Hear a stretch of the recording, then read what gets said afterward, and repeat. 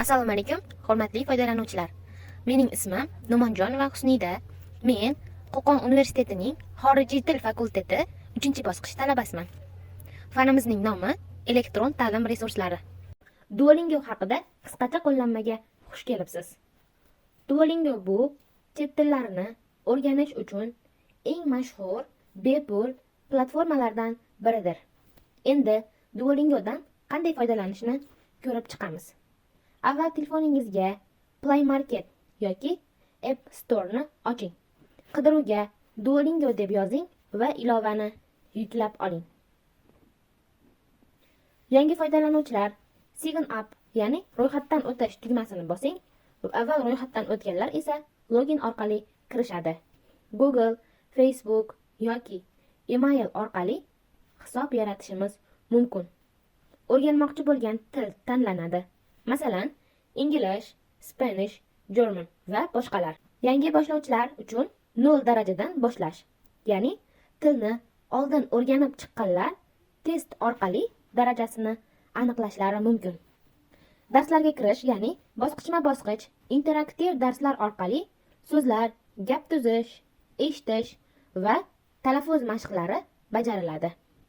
Har bir dars uchun ballar, yulduzchalar va boshqa mukofotlar olinadi. Ilovaning asosiy funksiyalari bepul. Xohlovchilar Duolingo Plus versiyasini sotib olishlari mumkin bo'ladi. O'rganish jarayoni interaktiv va qiziqarli bo'lib, foydalanuvchini zeriktirmaydi. Ko'p tillaridan foydalanish mumkin. Masalan, ingliz, ispan, fransuz, nemis, koreys, yapon kabi 30 dan ortiq tillarni o'rganish mumkin. Yosh va kattalar uchun qulay tuzilgan dizayn. Ilova foydalanuvchini har kuni o'rganishga undaydi. Xabarnomalar yuboradi.